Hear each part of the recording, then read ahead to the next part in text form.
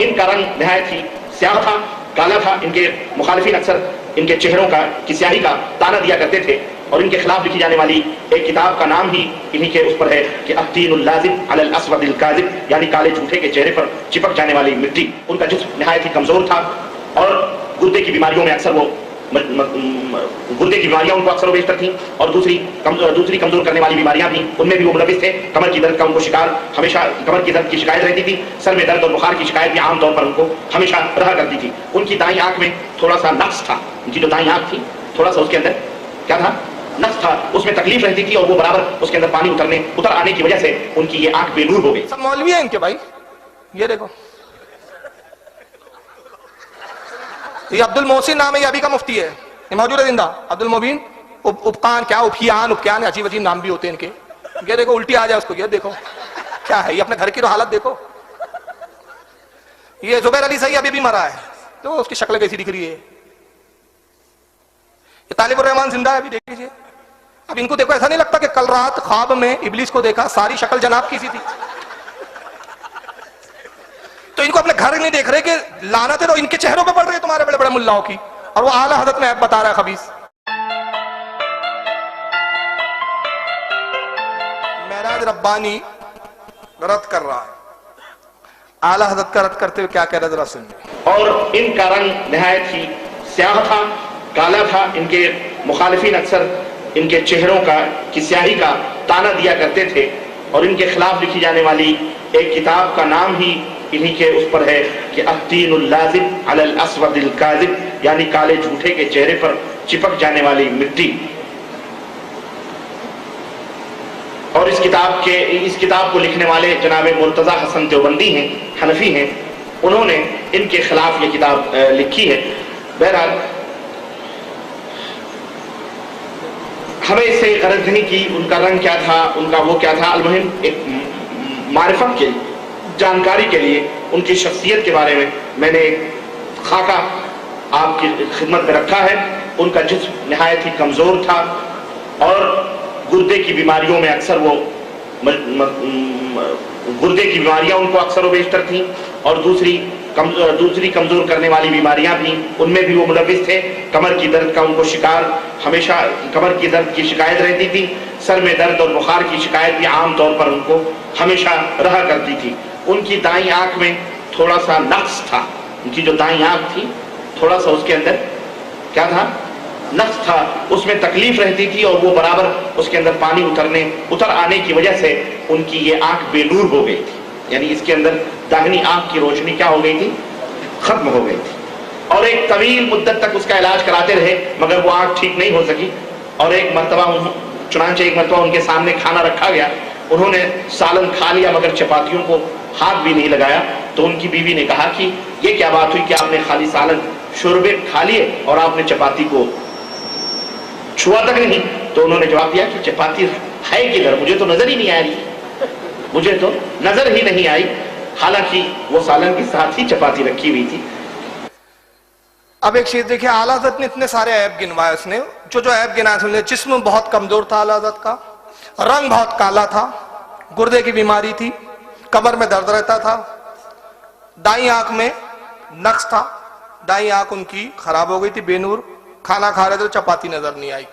थोड़े देर के लिए बिल फर्ज मान ले सारे ऐब थे तो वहाबियों का कुफ्र उठ गया, इससे कुफ्र उठ गया। भाई एक शख्स ने रसूलुल्लाह की गुस्ताखी की और मैंने कहा कि तू रसूलुल्लाह का गुस्ताख है इसलिए काफिर है। तो उसने कहा फारूक रज़वी तेरा रंग काला है, फारूक रज़वी तेरी नाक टेढ़ी है। मैंने कहा भाई मेरे में 1000 है लेकिन तू तो काफिर है, जहन्नम का ईंधन है, मैं टेढ़ी ताड़ी नाक के बाद भी जन्नत में जाऊंगा, तू इतना खूबसूरत थोबड़ा लेके भी जहन्नम में जाएगा। मेरे ऐब होने से तेरा कुफ्र कहां से उठ गया। ये एक मैं एतमाम हुज्जत के लिए बात कर रहा हूं, वरना आला हज़रत के मैं एक एक जुमले पे एक एक जितने से झूठ बोले हैं ना, असल में पूरी झूठ का पुलिंदा ये किताब है बरेलवियत। एहसान इलाही ज़हीर इनका एक मौलवी, इसका भी झूठ दिखाऊंगा कितना बड़ा झूठा था। इसको इमामुल असर कहा, यानी इनका जो जितना बड़ा झूठा होता है वो उतना बड़ा इमाम होता है। और इसमें मदीने के मौलानाओं ने इस पे तकरीर लिखी है, मदीने के अल्लामाओं ने اور اس کو وہابی لوگ اپنے سینے سے لگا کے کہتے بس ہو گیا بریلیت کا پورا، ہم نے قلعہ ڈھا دیا اسی کتاب سے، اس کے پوسٹ مارٹم کے لیے بہت مجلسوں کی ضرورت ہے۔ یہ ساری باتیں احسان الہی ظہیر نے لکھی، کالا رنگ تھا، یہ اسی کو پڑھ کے اس نے سنا دیا۔ چلیے ایک ایک بات کا اب جواب سن لیجئے۔ پہلی دلیل دی اس نے آلات کے کالے رنگ کی کہ کتاب لکھی گئی آلات کے رد میں، اس کا نام تھا التین اللازب علی الاسود القاذب، لکھنے والا مرتضی حسن دیوبندی۔ تو یہ دیوبندی مرتضی کون تھا؟ سنی تھا کہ دیوبندی تھا؟ تو آلات کے خلاف لکھیں گا تو وہ شہادت مانی جائیں گی؟ نہیں، گھر کی شہادت چاہیے۔ اور گھر کی شہادت کیا ہے؟ گھروں کی شہادت علماء اہل سنت کی کہ اعلیٰ حضرت کا رنگ سرخ تھا، اس لیے کہ پٹھان تھے۔ اور اگر تمہیں یقین نہ ہو تو زیادہ مت جاؤ، آلات کی خاندان کے تاج الشریعہ موجود ہے، انہی کو دیکھ لو تو تمہارا جھوٹ کھل جائے گا سامنے۔ اب کتاب کا نام اس زمانے میں جو رکھے جاتے تھے وہ چڑھانے کے لیے رکھے جاتے تھے۔ یہ بیوقوف نے سمجھ لیا کتاب کا نام اس لیے کیا نام ہے وہ کتاب کا؟ التین اللازب علی الاسود القاذب، یعنی جھوٹے پر چپک جانے والی، کالے جھوٹے پر چپک جانے والی مٹی، کالی مٹی۔ یہ نام کتاب کا رکھا تو سمجھ لیا کہ ارے دیکھو اس میں جھوٹا بولا، کالا بولا، اس لیے کالے تھے آلات۔ اب بولے اعلیٰ کون تھا؟ دیوبندی۔ تو میں دو چار کتابوں کے میں بھی نام آلات کے سنا دیتا ہوں، تو اب اس نام کی مناسبت سے تم بھی اپنے آپ کو وہی سمجھا کرو۔ ایک کتاب کا نام ہے اعلیٰ حضرت کا ازالۃ العاری ببحر القرائن عن کلاب النار، معزز خواتین کو جہنم کے کتوں کے نکاح سے بچا کر رسوائی سے بچانا۔ جہنم کا کتا اعلیٰ حضرت نے کس کو کہا ہے؟ وہابیوں کو کہا جہنم کے کتے، ان سے اپنی عورتوں کا نکاح، اپنی بچیوں کا نکاح مت کرو۔ تو مان لو اعلیٰ حضرت نے لکھا تو تم جہنم کے کتے ہو۔ پھر ایک کتاب اعلیٰ حضرت نے لکھی وہابیوں کے رد میں، وہ کتاب کس بنیاد پہ لکھی وہ سن لیجئے۔ ایک کتاب ہے جس کا نام ہے براہین القاطعہ، لکھنے والا خلیل احمد امبیٹی۔ اس نے لکھا ہے کہ رسول اللہ کا میلاد منانا کنہیا کے جنم دن منانے کی طرح ہے، معاذ اللہ۔ تو اس نے کنہیا کے جنم دن سے تشبیہ دی میلاد النبی کو۔ اعلیٰ حضرت نے جو کتاب لکھی اس کے رد میں جواب کتاب میں کیا لکھا ذرا سنیے، الجزاء المحیا لغلمات الکنہیا۔ اب ترجمہ کیا ہوتا؟ کنہیا کے لونڈوں کو مناسب سزا۔ تو اب یہ کتاب کے نام سے سب سمجھ لینا ہے کہ جتنے دیوبندی سب کنہیا کے لونڈے تھے یہ، تو کل یہ کہہ دیں گا کہ صاحب یہ سب کنہیا کی نسل سے تھے، کیوں؟ اعلیٰ حضرت نے کہا ہے۔ تو یہ سب بیوقوفی کی باتیں ہیں۔ اب سنیے اس کا پہلا الزام کہ اعلیٰ حضرت کا جسم نہایت ہی کمزور تھا۔ ہم تسلیم کرتے اس لیے کہ وہ نجدیوں کی طرح ٹھوس ٹھوس کے کھاتے نہیں تھے، جیسے تم کھاتے رہتے ہو نا ٹھوس ٹھوس کے، ٹیپ پیٹے نکل گئی، نجد کر رہا مال کھا کھا کے حبشیوں کی طرح۔ اور یہ کوئی اچھی فطرت نہیں ہے کھانا اور موٹا ہونا۔ اللہ کے رسول صلی اللہ علیہ وسلم کی حدیث ہے کہ اللہ موٹے کو پسند نہیں کرتا۔ پوچھا کہ یا رسول اللہ کیوں؟ فرمایا موٹے ہونے سے آدمی عبادت میں سستی کرتا ہے۔ تو یہ تو حالت کی شان ہے کہ دبلے پتلے تھے، عبادت خوب کرتے تھے، خوب کتابیں لکھتے تھے، خوب تمہارا رد کرتے تھے، تمہارے تو پھسپھوتے تھوڑی بیٹھے رہتے تھے کھا کھا کے۔ اور یہ کتنے کھاؤ خدار تھے۔ اشرف علی تھانوی علی فادات الیوم میں خود لکھتا ہے کہ ایک شخص نے میری دعوت کی، میرے ساتھ ایک مولانا تھے، ان کا نام لکھا، مجھے بھی نام یاد نہیں آ رہا ہے۔ ان کو جگر کی بیماری تھی، چاول چلتے نہیں تھے، اس نے چاول ہی بنا کے لا دیا۔ تو میں نے کہا چاول کیوں بنایا؟ ایک تو تم کو بنانا نہیں آتا، یہ ایسے بنایا چاول؟ تو کہا کہ بھئی چاول ہی تھے حضرت، بس وہی بنا دیا اور تو کچھ نہیں۔ کہا نہیں، دعوت دیا، کھا کے جائیں گے، بھوکے تھوڑی جائیں گے، روٹی پکاؤ۔ کہا حضور روٹی نہیں ہے، آٹے نہیں ہے۔ کہا بھیک مانگ کے لاؤ۔ یہ تھانوی نے خود لکھا ہے، یہ ایسے کھاتے رہے ٹھوس ٹھوس کے۔ کہا بھیک مانگ کے لاؤ۔ تو کہا کہاں سے لاؤ؟ کہا پڑوسی سے لاؤ۔ وہ گیا پڑوسی سے روٹیاں مانگ کے لایا۔ تھانے صاحب کہتے میں تو کھانے لگا، وہ جو ہمارے ساتھ میں مولوی تھے وہ نہیں کھا رہے تھے۔ میں نے کہا آپ بھی کھائیے۔ تو کہنے لگا حضرت یہ کوئی اچھی بات معلوم ہوتی ہے، بیچارے سے بھیک منگوا کے بلوا لیا، اس کی کتنی دل شکنی ہو رہی ہے۔ دل شکنی سمجھتا نا، دل ٹوٹ رہا ہے اس کا، اس طریقے سے کھا رہے تھا۔ تھانے صاحب کیا کہتے میاں اگر دل شکنی کا خیال رکھیں گے تو ہماری پیٹ شکنی ہو جائیں گی۔ تو ان کے کھانے کا یہ حال تھا۔ قاسم نہ تبھی مر رہے تھے، کہا ککڑی کھانے کا دل چاہ رہا ہے۔ سوانح قاسمی میں لکھا ہے، کہا ککڑی لاؤ۔ کہا یہاں ڈھونڈا ہے وہاں ڈھونڈا ہے، ککڑی مل ہی نہیں رہی ہے۔ بڑی مشکل سے بھی لکھنؤ سے آئی تو وہ بھی باریک باریک کھانے لائق نہیں تھی، تو کسی اور دور سے بائی ٹرین بھیجی گئی، ککڑی کھائے تب رو گئی۔ تو یہ ایسے حبشی تھے۔ ارے ان کی کتابوں کے حوالے میں اپنے گھر کی نہیں بتا رہا۔ تو یہ تو اعلیٰ حضرت کی شان تھی۔ ایک صحابی آئے، بہت بڑے موٹے پہلوان تھے جب کافر تھے، اور ناشتے میں صرف ایک بکرا کھا جاتے تھے. کتنا کھاتے تھے؟ ایک بکرا. رسول اللہ کی خدمت میں حدیث پاک میں آتا ہے اور اسلام قبول کیا. سرکار نے کہا بیٹھو, بٹھا دیا. کچھ تعلیم فرما رہے اتنی دیر میں کچھ صحابہ, ایک صحابیہ انہوں نے کچھ کھجوریں تحفے میں پیش کی. اللہ کے نبی نے فرمایا تم بھی شامل ہو جاؤ. اب وہ سوچنے لگے میں تو اتنا کھاتا ہوں, اگر میں نے کھا لیا تو سب بھوکے رہ جائیں گے. شرما شرمی وہ انہوں نے ہاتھ بڑھایا, ایک یا دو کھجور کھائی اور اس کے بعد رک گئے. سرکار جانتے تھے بہت کھاتے, کہا کھاؤ. کہا یا رسول اللہ قسم خدا کی اب اس کے بعد ایک کھجور بھی نہیں کھا سکتا. اور پھر عرض کرتی یا رسول اللہ بڑے تعجب کی بات ہے, جب میں حالت کفر میں تھا, شرک میں تھا, تو میں ناشتے میں صرف ایک بکرا کھاتا تھا, اور اب ان دو کھجوروں نے مجھے میری کفالت کر دی. آقا فرماتے سنو, اس وقت تو حالت کفر میں تھا. مومن دو ہاتھوں سے کھاتا ہے اور مومن ایک ہاتھ سے کھاتا ہے. کافر دو ہاتھوں سے کھاتا ہے, کافر دو ہاتھوں سے کھاتا ہے اور مومن ایک ہاتھ کھاتا ہے. یعنی مومن دو جو ہے ایک پیٹ سے کھاتا ہے اور کافر دو دو پیٹوں سے کھاتا ہے. تو یہ تو کافروں کی صفت ہے, کھانا, ٹھوسنا, موٹا ہونا. تو یہ اعلیٰ حضرت کی خوبی ہے کیا ہے بھائی؟ گردے کی بیماریاں رہتی تھی, یہ کس کتاب میں پڑھ لیا؟ کمر میں درد رہتا تھا, ہاں ٹھیک ہے, خود اعلیٰ حضرت نے الملفوظ میں لکھا کہ میرے گھٹنوں میں اور کمر میں درد بہت ہوتا ہے, خود لکھا اعلیٰ حضرت نے. تو پوچھا گیا سرکار آپ پھر علاج کیوں نہیں فرماتے؟ کہا میں اس پہ شکر ادا کرتا ہوں کہ اللہ نے مجھے وہ مرد دیا جو انبیاء کو عطا کیے جاتے تھے. اکثر انبیاء کو کمر میں درد ہوا ہے اور گھٹنے میں, حضرت موسیٰ کے گھٹنے میں درد ہوتا تھا. نوادر القلیوبی, حضرت امام یعقوب قلیوبی گزرے, ایک بہت بڑے بزرگ, ان کی کتاب ہے, دیکھیے اب نسخہ بھی مل جائے گا آپ کو. جو کمر درد والے ہو, گھٹنے درد والے ہو, نسخہ لے کے چلے جاؤ اب یہاں سے. نوادر القلیوبی میں فرماتے کہ حضرت موسیٰ نے کمر درد کی شکایت کی حضرت جبریل سے, تو حضرت جبریل نے ایک نسخہ لایا اور نسخہ یہ دیا.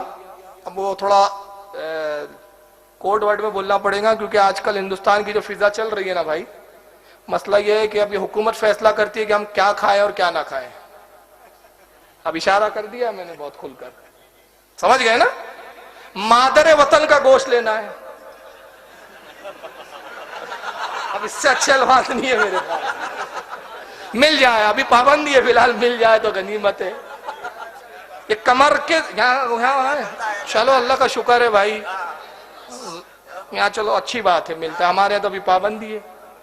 مادر وطن کا گوشت اور گیہوں وزن میں, مثلا آدھا پاؤ وہ تو آدھا پاؤ گیہوں, اور دونوں کو پانی میں خوب ابالیں, اتنا ابالیں کہ دونوں مکس ہو کر بالکل کھچڑا بن جائے. کھچڑا بولتے ہیں نا آپ کیا, کھچڑا بن جائے. اس میں مسالے کچھ بھی نہیں ڈالنا, تیل نہیں ڈالنا ہے, بس تھوڑا سا ذائقے کے لیے آپ ہلکا سا نمک ڈال سکتے ہیں, تھوڑا سا. اور صبح نہار پہ جتنا کھایا جا سکے, مطلب یہ نہیں ہے کہ خوب کھانا ہے, جتنا کھائے جتنے طبیعت, نہار پیٹ کھانا ہے, ریگولر آپ کھائیے, انشاءاللہ درد ختم ہو جائے. حضرت موسیٰ نے استعمال کیا نسخہ, ان کا درد بھی ٹھیک ہو گیا. تو کمر درد یہ تو انبیاء کے امراض ہے, اور اعلیٰ خود فرماتے ہیں کہ میں اس کا خود علاج نہیں کرتا, اور اس لیے نہیں کرتا کہ میں شکر ادا کرتا ہوں کہ اللہ نے مجھے وہ بیماری دی جو اس نے اپنے نبیوں اور انبیاء کو دی تھی. پھر اس کے بعد حالت کو بخار بہت رہتا تھا, یہ بولتے ہیں جناب اس کو پتہ ہی نہیں بیوقوفوں کو کہ بیماری خود اپنے آپ میں فائدہ بخش ہوتی ہے. حضور کی پھوپھی حضرت صفیہ, ان کو بخار ہو گیا, سرکار عیادت کے لیے تشریف لائے. کہا کہ اے پھوپھی جان کیا حال ہے؟ کہتی ہے کہ یا رسول اللہ بخار سے تپی جا رہی ہوں, اللہ برکت نہ دے بخار میں, ستیہ ناس ہو اس بخار کا. تو آقا نے فرمایا پھوپھی جان بخار کو گالیاں نہ بکو, بخار تو بڑی اچھی چیز ہے, بخار سے گناہ جھڑ جاتے ہیں, جہنم کی آگ سرد ہو جاتی ہے. ایک صحابی آئے, بڑا تیز بخار تھا, عرض کیا یا رسول اللہ دعا کیجئے بخار چلا جائے. آپ نے فرمایا اگر تو جان جاتا کہ بخار میں کیا فائدے ہیں اور کتنے تیرے لیے درجات بلند ہوتے ہیں اس میں, تو بخار کے ٹلنے کی دعا نہ کرواتا. عرض کیا یا رسول اللہ بخار سے میں کام نہیں کر سکتا, تو آپ یہ دعا کریں کہ میرا کام میں حرج نہ اور بخار رہے. سرکار نے دعا فرما دی.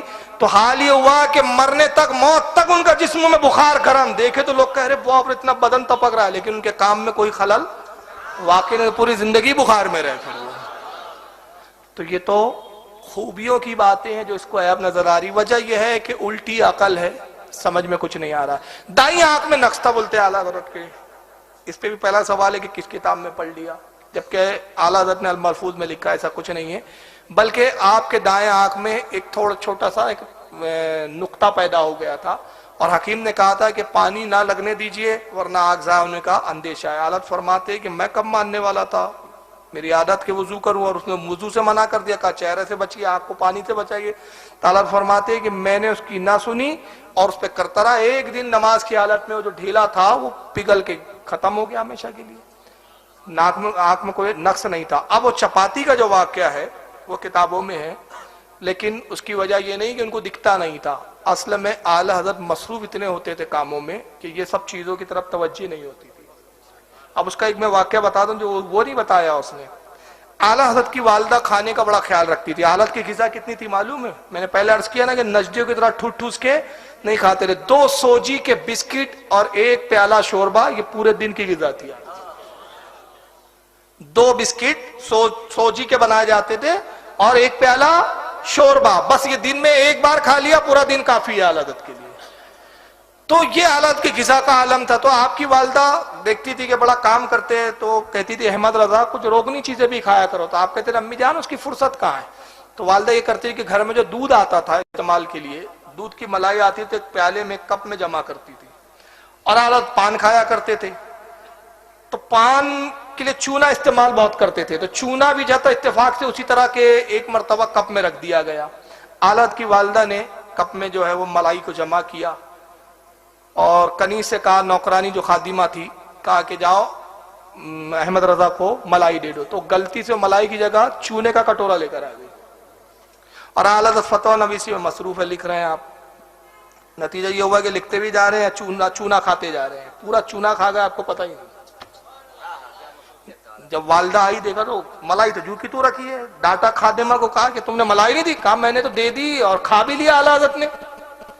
جب پہنچے دیکھا تو چونا کھا کے, کہا احمد رضا کدھر خیال رہتا ہے تمہارا, پورا چونا کھا کے. کہا امی جان کام میں اتنا مصروف مجھے تو پتہ بھی نہیں چلا. تو یہ دین کی خدمت میں اتنے ڈوبے رہتے تھے کہ کھانے پینے کا ہوش نہیں رہتا تھا. تو اب بیوی نے کھانا رکھ دیا, چپاتی نظر نہیں آئی, آپ کھا گئے, اس لیے کہ خدمت دین کا جذبہ, اس طرف توجہ, اس طرف دھیان ہی نہیں تھا. اب تمہارے جیسے فرصت یہ ہے کہ اب قورمہ لاؤ, تندوری لاؤ, مرغ مسلم لاؤ, اور یہ لاؤ اور وہ لاؤ, کھا رہے. اب میں اس پہ آگے ایک واقعہ بتاؤں گا, لیکن آگے میں اس کی پہلے ایک بتاؤں گا. اب اس نے کہا کہ حالت کی آنکھوں میں نقص تھا, کمزوری تھی, آنکھیں تھی, اس کو اپنے گھر کی خبر نہیں ہے. اعلیٰ حضرت تو بے عیب تھے. ذرا یہ اپنے گھر کے ملاؤں کے تو شکلیں تھوبڑے دیکھ لے ذرا.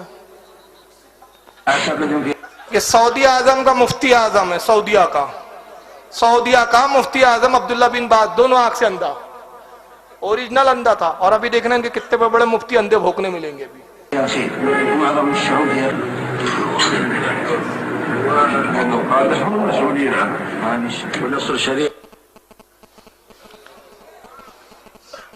یہ سب مولوی ہیں ان کے بھائی.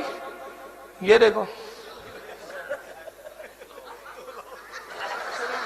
یہ عبد المحسن نام ہے, یہ ابھی کا مفتی ہے, یہ موجود ہے زندہ. عبد المبین ابقان, کیا ابکیان, عجیب عجیب نام بھی ہوتے ہیں ان کے. یہ دیکھو الٹی آ جائے اس کو, یہ دیکھو کیا ہے. یہ اپنے گھر کی تو حالت دیکھو. یہ زبیر علی صحیح ابھی بھی مرا ہے, تو اس کی شکل کیسی دکھ رہی ہے. یہ طالب الرحمان زندہ ہے, ابھی دیکھ لیجیے. اب ان کو دیکھو, ایسا نہیں لگتا کہ کل رات خواب میں ابلیس کو دیکھا, ساری شکل جناب کی سی تھی. تو ان کو اپنے گھر نہیں دیکھ رہے کہ لعنتیں تو ان کے چہروں پہ پڑ رہی ہے تمہارے بڑے بڑے ملاؤں کی, اور وہ اعلیٰ حضرت میں عیب بتا رہا ہے خبیث.